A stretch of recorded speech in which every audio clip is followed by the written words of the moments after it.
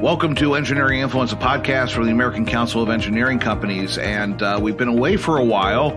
We haven't really put out a show because we've been very busy getting ready for a couple of things. First is Fall Conference, which is really days away. Amazingly, time has flown, and we are looking at October 15th through the 18th in Austin, Texas, getting a great program together for that. We're hard at work getting all the details together, so when you get there, it will be a fantastic event. Registration is still available. www.acec.org/FC for Fall Conference. You can register, you can look at the speakers, you can look at the schedule, but we'd love to see you there in Austin, Texas with us.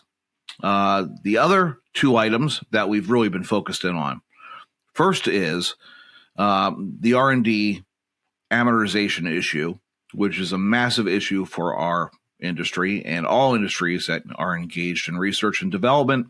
We have been working to really get together all the constituent pieces that we need to do kind of an advocacy communications campaign on this issue that's really focused in on what the engineering industry needs in a fix for the 5-year amortization of R&D expenses. And you're going to hear a lot more about that at Fall Conference. So I really do encourage everybody to register and to attend. And of course, the elephant in the room. We're recording this podcast on Friday, the 29th. And we are really hours away from a government shutdown. And it seems as though it's going to play out that way. And to talk about it and what it means, the impacts that a government shutdown would have on the industry, very pleased to be joined by Matt Reiffer from our advocacy team, and to give us a little bit more perspective and some clarity on what seems to be a very confusing and ever-changing situation in the House. So, Matt, can you give us kind of a Cliff Notes version of how we got here and what here is exactly right now as we speak? Yeah, absolutely. So you'll recall back in the springtime, the first major issue that Congress and the White House had to deal with was the debt limit. We were approaching the borrowing limit for the federal government. And in the absence of a deal there, we would have faced a fiscal default on our financial obligations. So that was a real financial crisis. Thankfully, Speaker McCarthy and Republican leaders in the House were able to reach a deal with the administration and then pass that deal on a bipartisan basis called the Fiscal Responsibility Act. And in addition to raising the borrowing limit, what that deal did included a number of budget cuts and other budget savings measures that Republicans had insisted on, including spending caps for the next two federal fiscal years, 24 and 25. And at the time, the projection was that agreement on spending caps would facilitate a much more orderly and efficient appropriations process. So those annual spending bills would move through because everybody's working from the same overall spending framework. But that changed over the summer.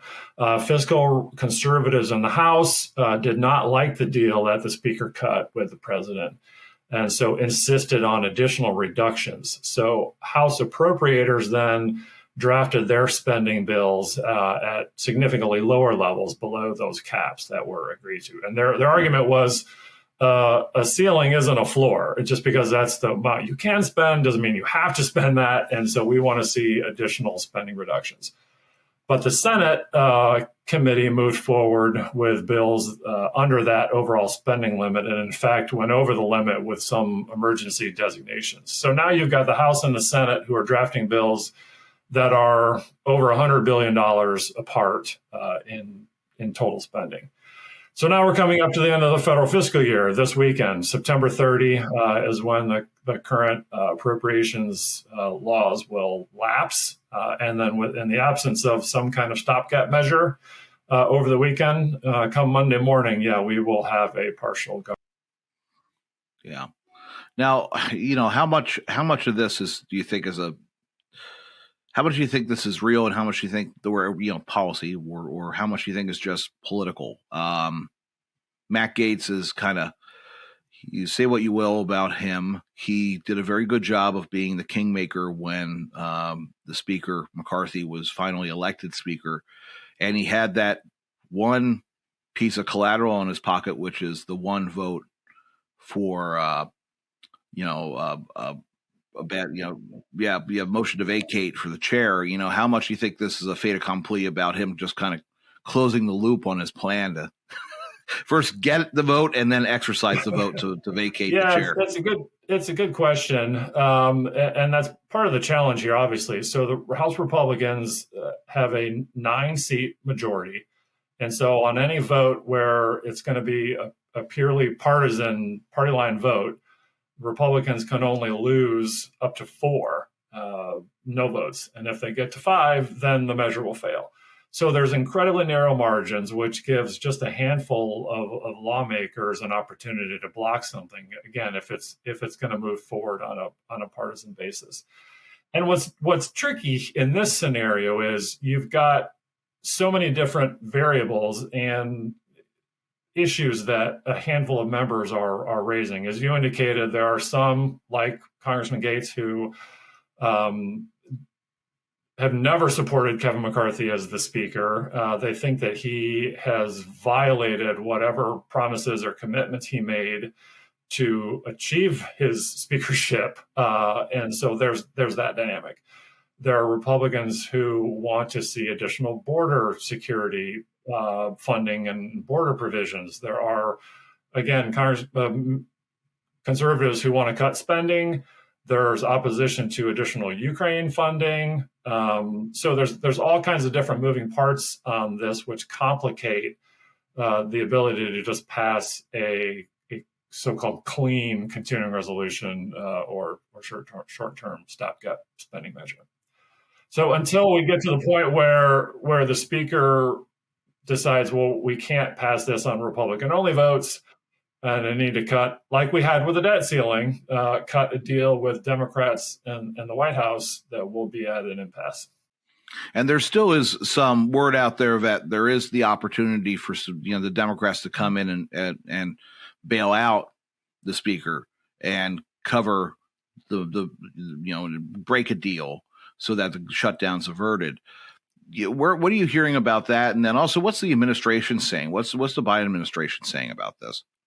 Yeah, I mean, the congressional Democrats have basically said, and the White House is saying the same thing. We have a deal. I mean, the deal was made back in the springtime. So come back to those spending levels that we all agreed to. I mean, I had the opportunity yesterday to be on a call with senior White House advisors, and they're clearly laying the prospects of a shutdown at the feet of what they term extreme Republicans.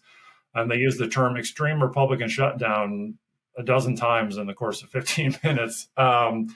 So yeah, they're clearly emphasizing that 4 of the 5 corners, House and Senate, Democrats, and even Senate Republicans, and obviously the White House, have all been on board with where the spending levels need to be. And so let's go back to the deal and work together on a bipartisan basis. And Democrats may have other demands, to get Republicans out of this, but that fundamentally they're loath to impose additional spending cuts or other policy changes outside of what the deal was back in the spring.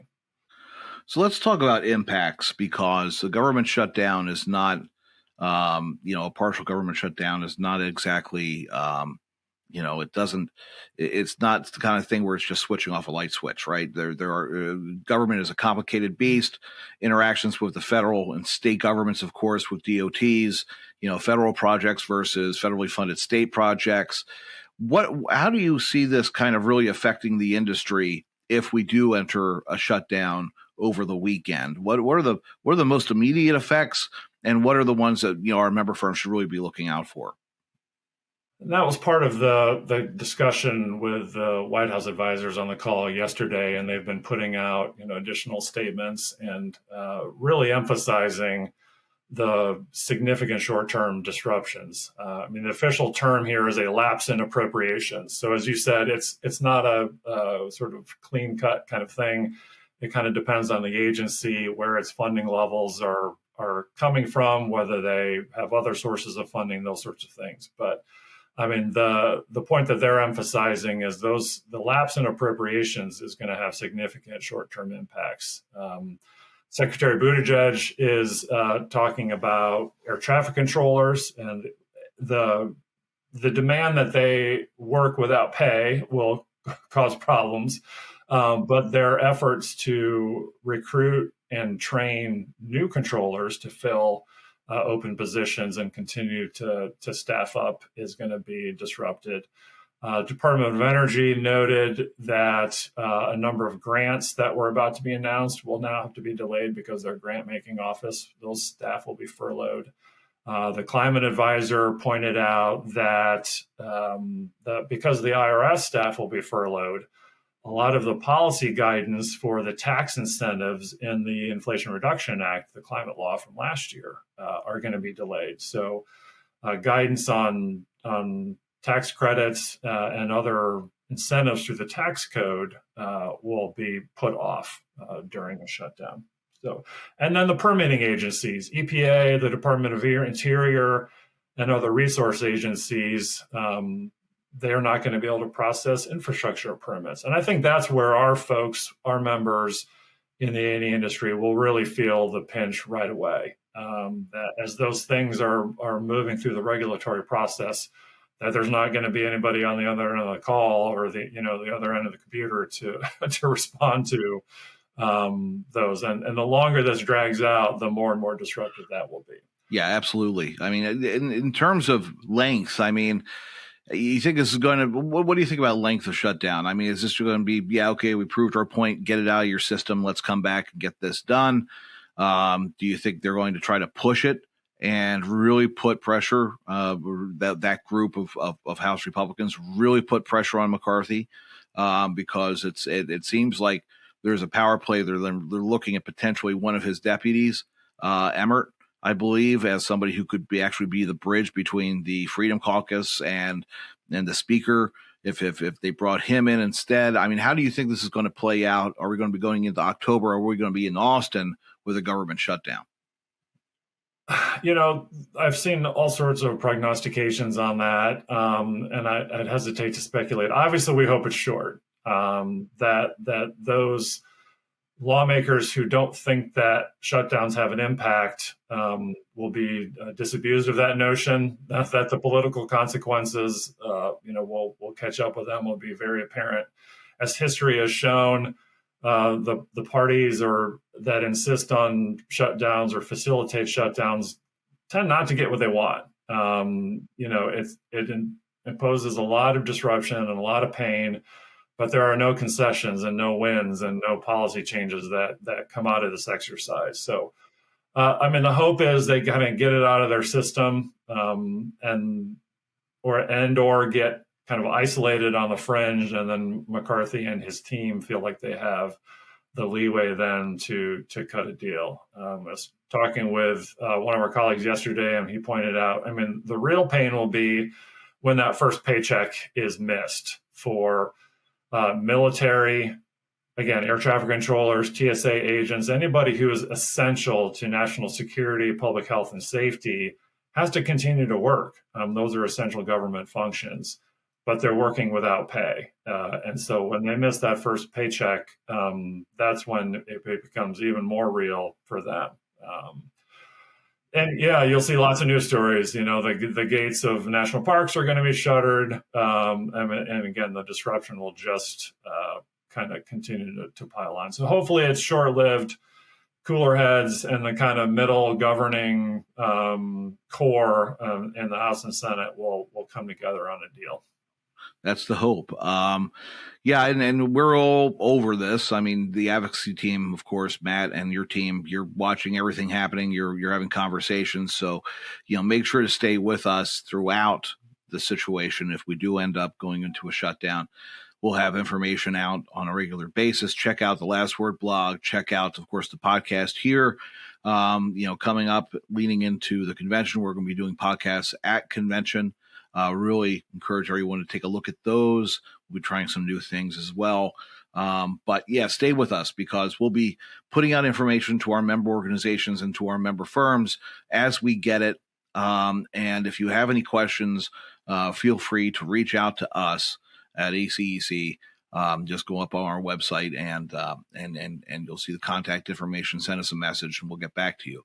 So, Matt, thank you very much for being there with us and watching this whole thing, this madness. It's nothing like a government shutdown. It makes no sense. It's history repeating itself. No one wins, but somehow we always seem to find ourselves back into this situation.